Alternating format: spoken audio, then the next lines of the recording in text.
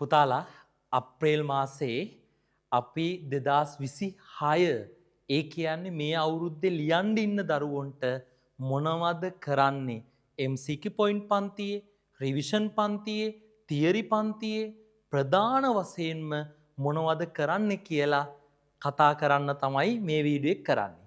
අහගන්නකෝ. ප්‍රධානම එක තමයි MCQ points. හරිනේ. MCQ හදාගන්න නම් ඉතින් MCQ points ලස්සනට වැඩේ කරගෙන යන්න ඕනේ.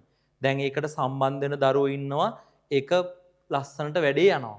මේ අහගන්නකෝ. අපි මේ වෙනකොට දෝලන තරංග 195ක් විතර MCQ point theory ටික ඉවර නැත්තම් දෝලන තරංගවල 195ක විතර MCQ point කතා කරලා ඉවරයි. තව චුටි චුටි කොටස් ටිකක් විතරයි තියෙන්නේ. මම මේ වීඩියෝ එක කරන දවස වෙනකොට ඒ කියන්නේ එයාලගේ ඇත්තටම අප්‍රේල් මාසෙ වෙද්දි දෝලන තරංග ඉවරලා තියෙයි. ඊට පස්සේ ඒකකමාන කොටස කම්ප්ලීට් ඉවර කරලා තියෙන්නේ. හරිද? එතකොට අපි අප්‍රේල් මාසයේ ලොකු වැඩපිළිවෙලක් යනවා එයාලට තාපය සම්පූර්ණ පාඩමේම MCQ points ටික දෙනවා. ඒ කියන්නේ මම හිතන්නේ තාපය පාඩමම සාරාංශ කරලා. ඒ කියන්නේ පැය පොඩි ප්‍රමාණයකින් මං හිතන්නේ තාපේ හිතන්නකෝ තාපේ පාඩම සාමාන්‍ය ලොකු කාලයක් අරන් කරන එකක් නේ.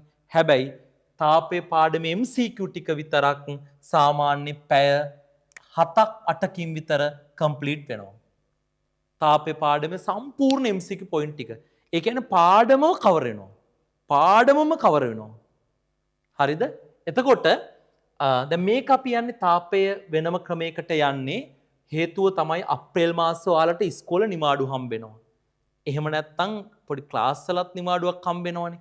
මම කිව්වා ගිය අවුරුද්දේ කරපු තාපේ MCQ පොයින්ට් ටික ඔයාලට මම මේ අවුරුද්දේ දාලා දෙන්නම් කියලා කිව්වා.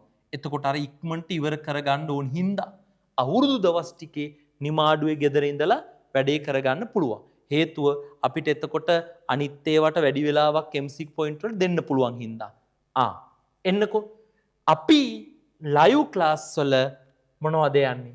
භ්‍රමණ චලිතය, ද්‍රවස්ථිතිය, තරල ගතිකය කියන කොටස් වලට අදාළව MCQ points යනවා. ඊට අමතරව අප්‍රේල් මාසයේ ගුරුත්ව ශේෂ්ත්‍ර වලට අදාළ MCQ points යනවා. ඒ කියන්නේ ගුරුත්ව ශේෂ්ත්‍ර වලට එක දවසක් MCQ points යයි, තරල ගතිකයට එක දවසක් යයි, ද්‍රවස්ථිතියට එක දවසක් යයි, භ්‍රමණ චලිතයට නම් දවස් එකමාරක් විතර අරගෙන අපි MCQ points ඉවර කරනවා. අප්‍රේල් මාසයේ ඉතාම වැදගත් සම්බන්ධ වන දරුවන්ට තාපය MCQ points ටික අපි වෙබ් එකෙන් ලබා දෙනවා. හරිනේ? MCQ points පන්තියට සම්බන්ධ වෙන ඉතාම වැදගත් අප්‍රේල් මාසයේ. අප්‍රේල් මාසයේ ඉතාම වැදගත් හේතුව තාපයේකේ MCQ ගොඩක් එනවා. සාමාන්‍යයෙන් විභාගෙට අප්‍රේල් මාසයේදී තාපය ආසන්නව MCQ පොඩ්ඩක් වෙනස් වෙනවා. එක එක අවුරුදු වල සාමාන්‍ය 7ක් විතර 6ක් 7ක් විතර. ඊළඟට භ්‍රමණ චලිතයේ විභාගෙට MCQ දෙකක් විතර, ද්‍රවස්ථිතිය දෙකක් එකක් විතර, තරල ගතික එකක් විතර එනවා. ගුරුත්ව ශේෂ්ත්‍රවල සාමාන්‍ය MCQ දෙකක් එකක් විතර එනවා. එතකොට ඔක්කොම කීයද? 7යි 10යි 14ක්.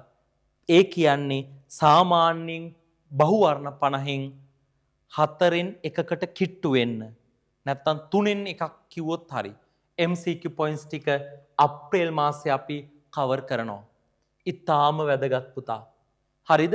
ඒකින්ද MCQ point එකට සම්බන්ධ වෙන්න තව ඔබට තියෙන මාස 4යි. කාගේ හරි MCQ ලකුණු තවමත් ලකුණු 30 ගණන් නම් හරියන්නේ. මේකට සම්බන්ධ ලස්සනට වැඩේ කරගෙන යන්න.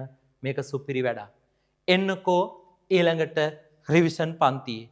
අපි රිවිෂන් පන්තියේ මේ වෙනකොට ආලෝකය නුවර පන්තියේ පටන් ගත්තා. කුරුණෑගල පන්තියේත් ප්‍රැක්ටිකල් එක පටන් ගත්තා. එතකොට ආලෝකයේ අප්‍රේල් මාසේ කරනවා. ඊට අමතරව ඒ ළමයිට ගුරුත්ව ශේෂ්ත්‍ර කරලා තියෙන්නේ රිවිෂන් එකේ. ඒ වුණාට විද්‍යුත් ශේෂ්ත්‍ර අප්‍රේල් මාසේ කරනවා. ඊට අමතරව එයාලට ධාරා විද්‍යුතය අප්‍රේල් මාසේ පටන් ගන්නවා. අප්‍රේල් මාසේ ධාරා විද්‍යුතය කියන පාඩම පටන් ගන්නවා. පටන් ගන්නවා. එන්න 2026 තියරි පන්තියේ අප්‍රේල් මාසේ ධාරා විද්‍යුතය කරනවා.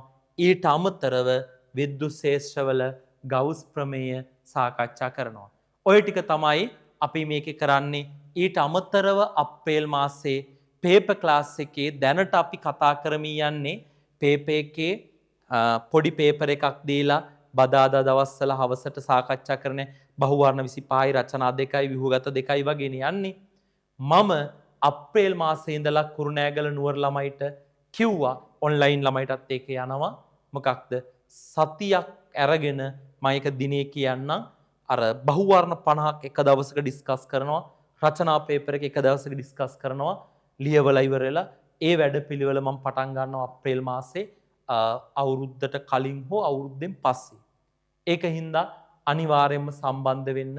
ලස්සන වැඩක් මේක. සුපිරි වැඩක්. හොඳට කරගන්න ඕන වැඩක්. ඒකින්ද අනිවාර්යයෙන්ම සම්බන්ධ වෙන්න. සම්බන්ධ වෙලා වැඩේ කරගෙන යන්න. එතකොට දැනට ඔන්ලයින් එකේ පේපර්ස් ලියන එක සමහරක් දරුවෝ පොඩි අර ඩෝන් කෙයා සීන් එකක් තියෙනවනේ. ලයිව් එකට ඇවිල්ලා ලයිව් එකේ ඉඳලා ලියලා එවන එක අක්‍රමවත්නේ සමහරක් දරුවෝ. මම ඒකට මැයි වල ඉඳලා වගේ සෙන්ටර්ස් දාන්න බලාපොරොත්තුවක් තියෙනවා. ටවුන් කීපයක ගාල්ල මාතර විශේෂයෙන්ම රත්නපුරේ බදුල්ල බණ්ඩාරවෙල ඒ පැතිවල සෙන්ටර්ස් කීපයක් දානවා. දාලා ඉවරලා මම ඔයාලව දැනුවත් කරන්නම් කොහොමද වෙන්නේ කියලා. හරි නේද පුතේ? හරි. එහෙනම් ඔන්න පේපර් ක්ලාස් එකේ සීන් එක අනිත් ඒවා එහෙමමයි. පන්ති සාමාන්‍ය විදියටමයි යන්නේ. අපි එහෙනම් ඒක ඒ විදියට වැඩේ කරගෙන යමු. දැන් මේකට අමතරව තියරි පන්තියටයි රිවිෂන් පන්තියට තාපය කොහොමත් දෙකම හම්බෙනවා. තාපය කොටස් ටිකක් තියෙනවා. ඒව ටික කොහොමත් හම්බෙනවා. ඒ ටිකත් එක්ක එකතු වෙලා වැඩේ කරගෙන යමු. එහෙනම් 2026 දරුවෝ දිනන ගේම් එකත් එක්ක එකතු වෙමු.